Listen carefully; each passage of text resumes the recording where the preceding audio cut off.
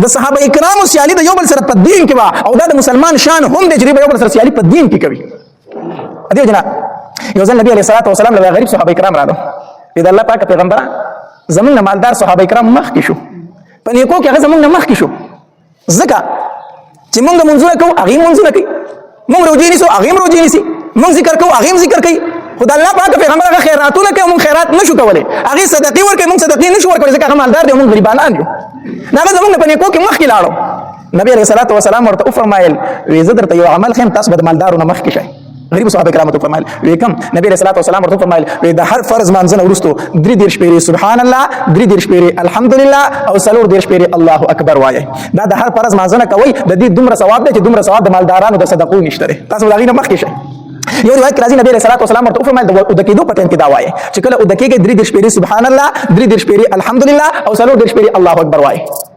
نو غریب صحابه کرام خوشاله شو زمونږ د مالدارانو نه به اوس مخکې شو غریب صحابه کرام د هر منځنه وروسته دا وظیفه شروع کړه دا ذکر شروع کړو مالدار صحابه کرام په خبر شو وایي هغوی دا موږ نشو کولی چې تاسو کوئ چې موږ به هم وکړو نو مالدار صحابه کرام دا ذکر شروع کړو هغه هم دا شروع کړو دا غریب صحابه کرام بیا لاړل نبی علیه الصلوۃ والسلام لره وایي د الله پاک پیغمبر خو زمونږ سره یو شان بیا زمونږ نه مخکې شو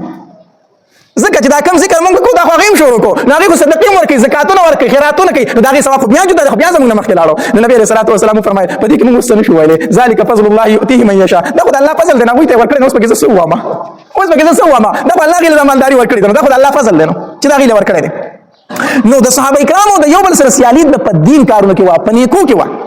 دا ذکر مې درته وښود دا ذکر تاسو کوئ هر مانځه پسې وروستو 3 شپېرې سبحان الله 3 شپېرې الحمدلله 4 شپېرې الله اکبر دا څو تسبیحات شو 100 تسبیحات شو که نه دا 100 تسبیحات شو او منځونه په ورځ کې څو دي 15 نو دا تسبیحات د ورځې څو ځله شو 1500 نو 1500 او الله تبارک وتعالی د یوې نیکۍ بدله په څو ورکوي په 10 باندې الله تبارک وتعالی یو نیکي بدلې د مسلمان په 10 باندې نو چې 500 له 500 په 10 کې ضرب ورکړي نو څو تیل جوړیږي 15000 کنه 15000 تیل جوړیږي نو د ورځې 15000 تسبیحات چې په هر مانځه پسې دا وایي د دې وجه نبی علیه الصلوۃ والسلام فرمایل چې کله دا تسبیحات تاسو د هر مانځه وروسته کوئ نو دا 15000 تسبیحات شو نو پتاسو کې داسې څوک شته چې 15000 ګناهونه د ورځې وکړي 15000 ګناه څوک کولی شي نشي کولی نو هر مانځه پسې دا تسبیحات وایي دا 15000 نیکۍ دي نو 15000 ګناه یو انسان نشي کولی نو نیکۍ دې په ګناهونو باندې څه شولې زیاتې شوې چې هر مانځه پسې وروسته دا تسبیحات وایي نو پکار دا چې هر فرض مانځه پسې موږ دا تسبیحات وایو د کېدو په ټایم کې هم وایو